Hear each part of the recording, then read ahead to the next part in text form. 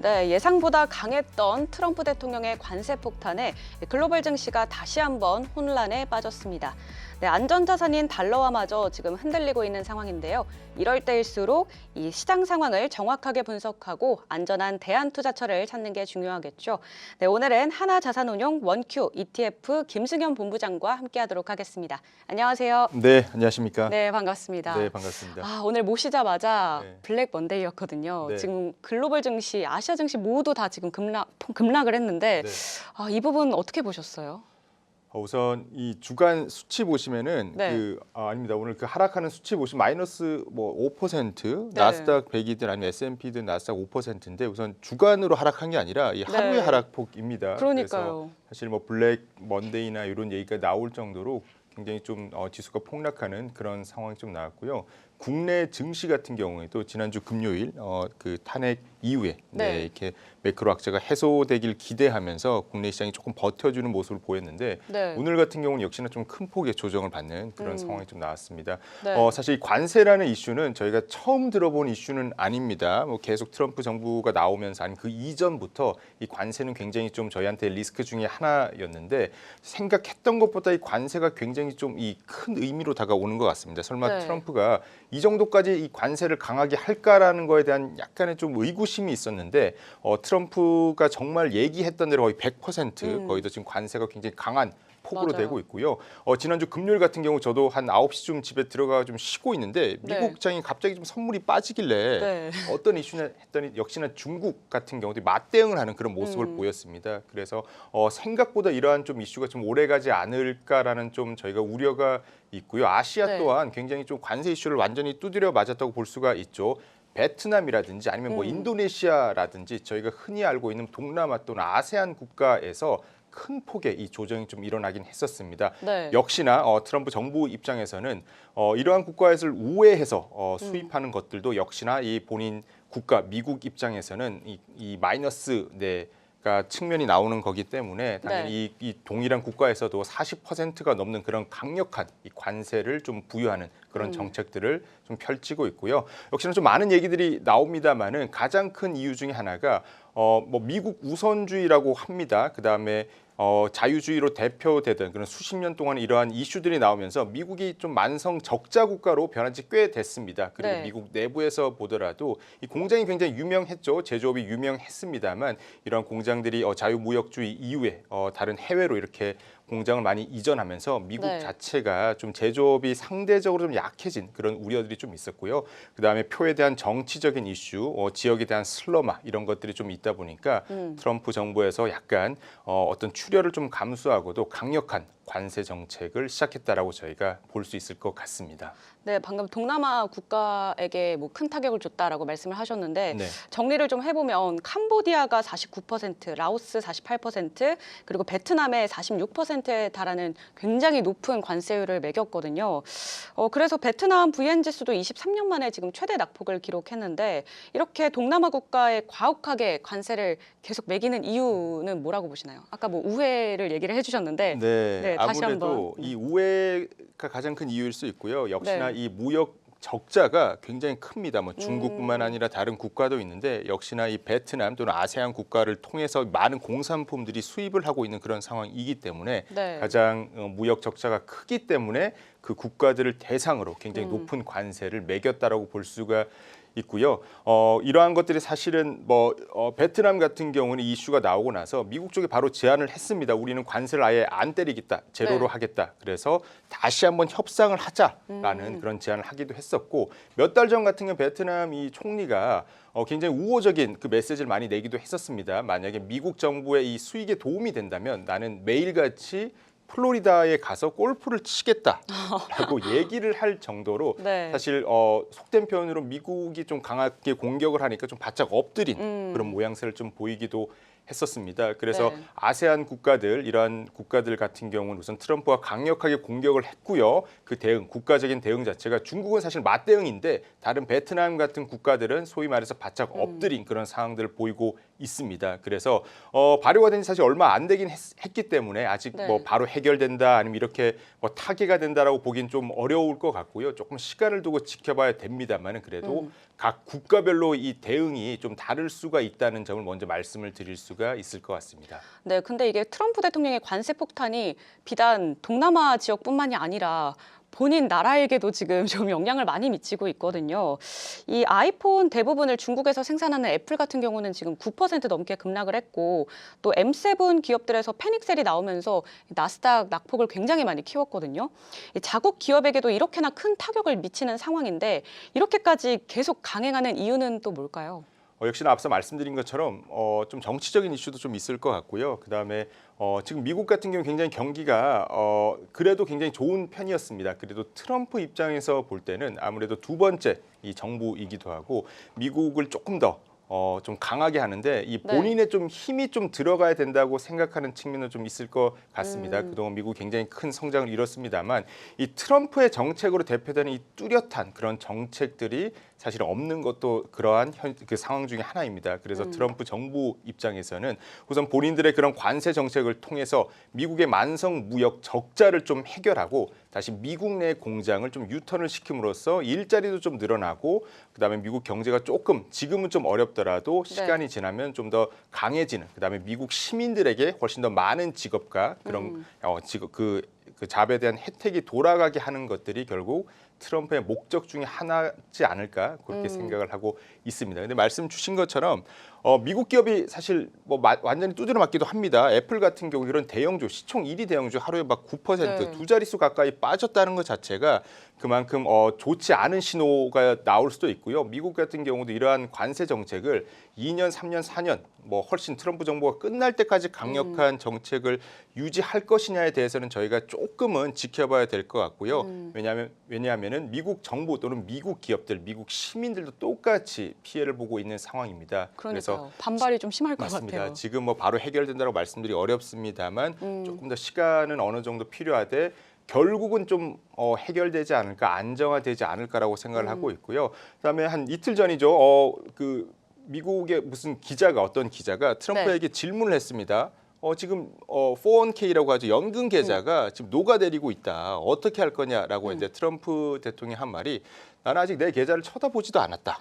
라는 것 자체로 나는 신경을 쓰지 않는다라고 얘기를 했습니다만은 미국 같은 경우에 뭐 2년 뒤에 중간 선거도 있고 그다음에 연금 투자자들이 주식에 대한 투자 굉장히 많습니다. 이러한 이슈들이 있기 때문에 4년 임기 내내 이러한 정책을 좀 펼칠 가능성은 상대적으로 좀 낮은 걸로 보고 있고요. 저희가 그래도 트럼프 하면은 예전에 좀 어느 정도 이 해답지가 좀 있습니다. 예, 두 번째 정부이기 때문에 과거 첫 번째 정부 시절에 보더라도 결국은 첫 해 어느 정도 무역 전쟁, 중국과의 무역 전쟁으로 좀 어려움이 있긴 했습니다만 결국은 2년, 3년, 4년 차 법인세 인하, 그다음에 친기업 정책, 그다음에 친주식 시장의 정책들을 적극적으로 펼치면서 결국 트럼프 정부가 친기업, 그다음에 주식시장 굉장히 우호적이었던 걸 저희가 기억을 하고 있기 때문에 무조건 이렇게 해결된다는 속단을 바로 하긴 힘들지만은 그렇다고 너무 이렇게 공포감에 사로잡혀서 투매를 한다든지 그런 건 아직은 조금 이르다라고 생각을 하고 있습니다. 일기 때와 좀 비슷했으면 좋겠네요. 네, 이기는 맞습니다. 또 너무 워낙 강력하게 이러다 보니까 좀 다를 거라는 우려도 좀 나오고 있지만 그래도 일기 때랑 좀 비슷하게 1년 후에는 좀 많이 괜찮아지길 바라겠습니다. 이렇게 이 혼란스러운 시장 속에서 아무래도 안전자산이 중요해지는 시점이라고 볼 수 있겠는데 그럴 때일수록 달러를 좀 찾기 마련이잖아요. 그런데 이번에 좀 예외적으로 충격의 근원이 좀 미국이다 보니까 달러화 가치가 오히려 지금 떨어지고 있더라고요. 이렇게 되면은 뭐 안전자산 대안처는 또 어디가 될 수 있을까요? 대표적으로 안전자산하면 어떤 게 많이 떠오르세요? 금이요. 금. 네. 요즘 굉장히 핫하죠. 네. 금도 많이 떠오르고. 근데 금도 지난 금요일 날 많이 빠졌습니다. 맞아요. 3% 이상 조정을 받았고요. 그다음에 뭐 대표적인 안전자산 중에 하나는 또 미국채라고 볼 수 있죠. 물론 여기서 안전자산은 손실이 안 난다가 아니라 당연히 이 디폴트 위험이 없다라는 의미이긴 합니다만 오히려 미국 같은 경우 경제 우려에 대한 그런 우려가 좀 경제 침체에 대한 우려가 좀 계속되면서 금리가 좀 하향했다가 장 막판에는 뭐 그 파월 의장의 발언 때문에 금리가 시장금이 조금 오르는 그런 모습도 보였습니다. 그래서 흔히 저희가 생각하는 안전자산 금 아니면은 일본 엔화 아니면은 뭐 미국 금리 이런 것들이 있는데 어떤 자산 같은 경우는 좀 빠지는 모습을 보였고요. 어떤 자산 같은 경우는 좀 안전적인 그런 모습을 보이기도 했었습니다. 그래서 단순히 이 뭐 금 같은 경우 무조건 안전하다, 안전 자산이다라고 표현하기보다는 좀 시황에 좀 영향을 받는 모습을 좀 보일 수가 있고요. 이 안전 자산이라고 흔히 알려져 있다 하지만은 다른 경제적 요소에 따라서 손실이 충분히 나올 수 있기 때문에 네. 소위 말해서 안전 자산에 몰빵하는 것은 조금 저희가 지양해야 된다고 보고 있습니다. 네. 대신에 가장 큰 안전 자산이 할 수 있는 건 역시나 캐시.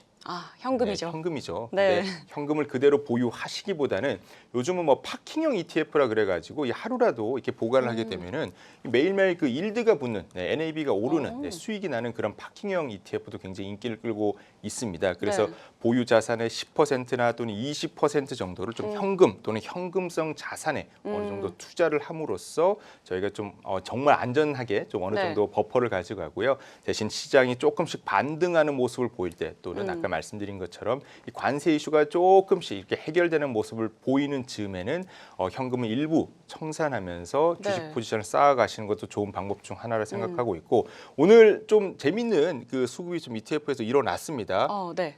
제가 말씀드린 그대로 투자자분들이 많이 하셨어요. 그러니까 파킹형 ETF, 머니마켓 ETF라든지 아니면은 다른 뭐 CD 금리 아니면 뭐 코퍼 같은 ETF, 파킹형 ETF에서 매도가 굉장히 많이 일어났고요. 네. 아무래도 그 매도 자금 중에 상당 부분이 주식에 대한 주식형 ETF, S&P 500이라든지 이런 주식형 ETF에 대한 매수로 좀 이어진 게 아닌가라고 보고 있습니다. 그래서 안전자산이라고 해서 무조건 다 담기보다는 이 현금을 보유하시면서 파킹형 ETF에 담아주시고 그다음에 주식시장 같은 경우에는 ETF를 매도함과 동시에 바로 주식형 ETF를 또 살 수가 있죠. 네. 뭐 T+2 세트를 기다릴 필요가 없습니다. 그래서 이런 파킹형 ETF를 어느 정도 활용하시는 것도 저희가 지금 시장과 같은 이런 상황에서 하나의 대안 중에 하나라고 생각하고 있습니다. 네, 현금을 보유하면서 파킹형 ETF를 좀 활용해 보자라고 조언을 해 주셨습니다.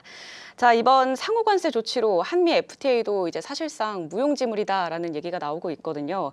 한중일 FTA를 비롯한 대체 시장 FTA 개척에 대한 관심이 좀 생겨나고 있는데 우리나라와 경제 협력이 기대되는 국가는 어디인지 그리고 뭐 어떤 분야에서 협력이 또 가능할지도 궁금하거든요. 우선은 쉽게 하나의 국가를 이렇게 말씀드리기가 어렵죠. 굉장히 어려울 것 같습니다. 왜냐하면 저희가 하나의 국가가 지금 상황에서는 그래도 협력 국가라 볼 수 있습니다만 이 국가가 만약 트럼프 정부와 사이가 만약에 틀어진다 아니면 트럼프 정부와 말씀드린 것처럼 이렇게 맞대응을 한다 관세 전쟁을 하게 된다 그러면은 분명히 매크로적인 악재가 영향을 미칠 수가 있기 때문에 좀 조심스러운 게 사실이고요. 그나마 저희가 현 상황에서 말씀드릴 수 있는 것은 베트남 같은 국가는 그래도 미국 정부와 조금 우호적인 그런 방향으로 나가는 모습을 좀 보일 걸로 조심스럽게 예상을 하고 있고요. 여기에 더해가지고 아세안 국가들, 동남아 국가들이 아무래도 좀 공동으로 대응하려는 그런 모습들을 좀 보이고 있습니다. 그래서 특정 한두 국가만 이렇게 미국과 협상하는 게 아니라 아세안, 인도네시아라든지 베트남 같은 국가들이 함께 미국의 관세에 대해서 좀 더 유연하게 대응할 흐름을 좀 보이고 있기 때문에 그러한 흐름들이 만약에 지속되고 미국 정부의 그런 관세가 조금 완화되는 모습을 보인다면은 그 국가들이 그나마 저희가 볼 때 현 상황에서 대안 중에 하나가 아닐까라고 생각하고 있고요. 역시나 미국 정부 그다음 트럼프 정부와 이런 협상 과정을 계속 모니터링하는 것이 중요할 것 같습니다. 네, 베트남 등 아세안 국가들을 그나마 좀 대안으로 얘기를 해주셨습니다. 아직 불안정한 상황이라서 그런지 앞으로의 관세 추이를 좀 더 지켜봐야 될 것 같고요. 그리고 오늘만 보더라도 아세안 국가들이 뭐 현 시점 투자 매력도가 많이 높지 않은 것 같더라고요. 이제는. 네, 그래도 그나마 피난처가 될 수 있는 국가가 있다면 어떤 국가가 있는지 그리고 또 어떤 섹터가 있는지도 궁금합니다. 네, 우선 국가를 하나 선택하는 건 조금 조심스러운 상황이긴 합니다. 그렇지만 아까 말씀드린 것처럼 미국과 관계가 좋아지는 국가가 향후 투자 대안 중 하나가 되지 않을까라고 보고 있고요. 그다음에 그나마 지금 관세 전쟁에서 조금 빠져 있는 것들이 아무래도 하드웨어보다는 소프트웨어라고 볼 수가 있습니다. 뭐 게임 산업이라든지 아니면 뭐 다른 소프트웨어 산업, 그다음에 케이팝 얘기도 나오고 있죠. 그래서 관세 전쟁에서 조금 이렇게 자유로운 산업 중에 하나가 될 거라 생각하고 그다음에 이 국가를 하나 선택하기보다는 네. 지금 만약에 이 세계 이 경제가 만약 블록화가 이루어지면은 역시나 강력한 내수의 힘을 갖고 있고 그 자체적으로 강한 힘을 가진 그런 국가들이 조금 더 나을 것 같습니다. 예를 들어서 네. 예전 같은 경우는 유럽을 전체로 다 봤는데 이 각 국가 단위로 이렇게 하다 보니까 독일과 같이 좀 더 그 제조업이 좀 더 강하고 네. 다른 유럽 국가 대비해서 훨씬 더 견고한 시장을 갖고 있는 국가들 아니면은 뭐 중국 같은 경우는 물론 중국 같은 경우 미국과 지금 관세 전쟁이긴 합니다만 중국이 네. 좋다라는 의미보다는 중국이나 아니면 다른 독일, 다른 국가들처럼 각 국가가 견고하고 그다음에 국내와 이렇게 비즈니스를 할 수 있는 내수를 기반으로 해서 비즈니스를 할 수 있는 그런 국가의 수혜를 받는 산업이 바로 저희가 그나마 하나의 대안이 되지 않을까 생각하고 있고요. 물론 매크로 악재가 해소돼야 되긴 합니다만 하나 예를 들면은 게임 같은 경우도 예가 될 수가 있을 것 같습니다. 만약에 중국 정부가 국내 게임 산업에 대한 그런 규제를 좀 해소를 하고 적극적으로 뭐 IP라든지 이런 협업을 할 수 있는 그런 토대가 마련된다면은 매크로 환경 속에서도 이런 K 게임 같은 종목들이 조금 더 부각이 될 수도 있을 것 같고 K-팝도 마찬가지입니다. 그래서 조금 관세에서 좀 자유로운 산업들 그다음에 이 내수가 굉장히 강한 국가와 코어할 수 있는 그런 네. 산업들을 저희가 그나마 좀 볼 수가 있을 것 같은데요. 네. 그렇지만 오늘 주식시장에서 보신 것처럼 관세 그다음에 매크로 악재가 어느 정도 좀 해소되는 모습을 좀 보여야지 쇼크가 조금은 넘어가야지 네. 그쪽 산업에 대한 저희가 눈을 좀 돌릴 수 있지 않을까라고 조심스럽게 네. 예상할 것 같습니다. 저도 질문을 드리면서 사실 국가를 꼽기는 정말 어려울 것 같다는 생각이 들었거든요. 네네. 네, 아무래도 내수가 탄탄한 국가들을 위주로 좀 지켜봐야 되고 게임이나 소프트웨어, K-팝, 뭐 엔터주 관련주들을 좀 주목을 해보자라고 말씀을 해주셨습니다. 자, 그러면 미국 증시까지 폭락한 상황 속에서 좀 불안한 투자자분들이 많으실 것 같은데 네. 이분들을 위해서 조금이나마 이 마음 편하게 좀 할 수 있는 ETF 어떻게 선별할 수 있는지 좀 알려주시죠. 우선은 이 밸류에이션 측면을 한번 보게 되면은 미국 그 뭐 대형주 같은 경우에는 밸류에이션이 굉장히 좀 낮은 네. 거의 한 코로나 한 뭐 시기 정도까지 좀 돌아간 그런 상황입니다. 그래서 미국 기업들이 아직 이익이 완전히 꺾이지 않았다는 전제, 그다음에 밸류에이션 측면이 한 일주일 전만 하더라도 S&P 500이라든지 뭐 나스닥이 굉장히 좀 비싸 보였는데 네. 지금은 어느 정도 가격적인 메리트가 좀 나온 상황이라는 걸 먼저 좀 말씀을 드려야 될 것 같고요. 그다음에 이 빅스 지수라고 하죠. 변동성 지수인데 이 변동성 지수가 최근 몇 년 동안 지금이 굉장히 좀 높은 그런 상황입니다. 아무래도 좀 과매도가 조금씩 나오고 있는 그런 상황이라는 것을 어느 정도 좀 전제를 두고 좀 말씀을 드리는데 이 시장이 좀 리바운딩을 하게 되면 그래도 미국 종목들, 미국 시장을 중심으로 좀 리바운딩하는 것을 좀 보고 있습니다. 지금 같은 경우 트럼프 정부가 미국의 어느 정도 제사를 깎으면서까지 관세 정책 또는 관세 전쟁을 하고 있습니다만 이러한 것들이 결국 미국 정부 또는 미국 기업들이 좀 더 잘 되기 위한 과정이라고 좀 생각을 하는 것 같습니다. 그래서 시장이 리바운딩 하게 되면은 아무래도 미국 기업들 또는 미국 시장을 중심으로 좀 리바운딩을 하지 않을까라고 생각을 하고 있고요. 그런 측면에서는 S&P 500 ETF 한 3월 18일 날 상장된 저희 하나자산운용 원큐 S&P 500 ETF를 저희가 S&P 500 ETF로 저희가 추천을 드리고 있고요. 그렇지만 이것도 한 번에 좀 많은 금액을 담은 시기보다는 조금씩 나눠서 분산해서 투자하시기를 저희가 권해드리고 있고, 그다음에 중간에 말씀드린 것처럼 이 안전자산 중에 안전자산 역시나 현금 또는 현금성 자산입니다. 파킹형 ETF 또는 머니마켓 ETF 같은 경우에 듀레이션이 굉장히 짧고 하루만 보관하더라도 YTM 기준으로 한 3% 초반 정도의 지금 YTM을 유지하고 있는 그런 상황입니다. 그래서 현금을 가지고 계실 때 그냥 아무것도 하시지 않는 것보다는 이런 머니마켓 액티브와 같은 파킹형 ETF를 통해서 현금성 자산을 쌓아 가시면서 시장이 조금씩 반등하는 모습을 보일 때 나눠서 S&P 500 그다음에 미국 중심의 이 투자로 이어가시는 걸 저희가 권해드리고 있습니다. 네, 현금을 가지고 이 머니마켓 액티브와 같은 이 파킹형 ETF를 투자를 하자. 그리고 조금 반등이 나온다면 원큐 S&P 500 ETF도 분산해서 좀 투자를 하자라고 이야기를 해주셨습니다. 자, 마지막으로 하나자산운용 ETF 중에 매력도가 좀 높은 상품이 있다면 좀 소개를 해주실까요? 앞서 말씀드린 ETF가 다 나오는 것 같습니다. 다 동일한가요? 동일하고 그다음에 국내 증시도 사실 굉장히 좀 많이 좀 하락을 했었죠. 그러니까요. 국내 뭐 ETF는 또 뭐가 있는지 궁금한데요. 국내 ETF 사실 많이 있긴 한데 그래도 지금 뭐 특정 섹터를 좀 강하게 뭐 베팅을 하기보다는 코스피 200 중심의 ETF를 어느 정도 좀 매수를 하시기를 저희가 권해드리고 있습니다. 저희 원큐 ETF, 네, 하나자산의 원큐에서도 K200 액티브 ETF가 있습니다. 그래서 국내 지수도 사실 어느 정도 좀 가격에 좀 메리트가 있는 상황이기 때문에 미국과 함께 약간 어느 국내 주식이 좀 많이 폭락했을 때는 네. 국내도 대표 지수 위주로 5에서 10% 정도 조금씩 담아가는 것도 저희가 하나 권해드리고 있고요. 시장이 지금 패닉 셀까지 좀 나오고 있는 상황입니다. 그렇지만 여기 계신 많은 투자자분들이 좀 스트레스 많이 받으시고 힘드시겠습니다만 네. 그래도 뭐 너무 이렇게 절망하시거나 하지 마시고 투자의 기본적인 원칙을 지키시면서 좀 조심스러운 투자, 그다음에 좀 시간이 지나다 보면은 이 또한 기회가 될 수도 있다라는 생각을 저희가 과거 5년, 그다음에 네. 10년, 좀 길게는 20년 정도를 보면서 알 수가 있습니다. 네. 투자의 기본적인 원칙, 분산 투자, 그다음에 시기의 분산, 그다음에 ETF의 분산 같은 걸 자산의 분산을 통해서 오히려 좀 조금씩 쌓아가시는 그런 기회 중에 하나가 되지 않을까라고 조심스럽게 말씀을 드리면서 좀 시장을 좀 지켜보는 게 네. 지금 저희가 할 수 있는 그런 투자를 좀 하는 자세가 아닌가 싶습니다. 마지막 조언까지 해주셨습니다. 미국뿐만 아니라 국내에서는 K200 액티브 ETF를 좀 말씀을 해주셨고 대표 지수 위주로 5에서 10% 정도 담아가는 전략을 제시해 주셨습니다. 자, 트럼프발 관세 폭탄에 글로벌 증시가 정말 어려운 시기를 겪고 있는데요. 현 시장 상황과 투자 대안처, ETF 선별 방법까지 저희가 조언 꼼꼼하게 들어봤습니다. 네, 오늘 말씀 감사합니다. 감사합니다. 네, 지금까지 하나자산운용 원큐 ETF 김승현 본부장과 함께했습니다. 네, 저희가 준비한 소식은 여기까지고요. 지금까지 시청해주신 여러분 고맙습니다.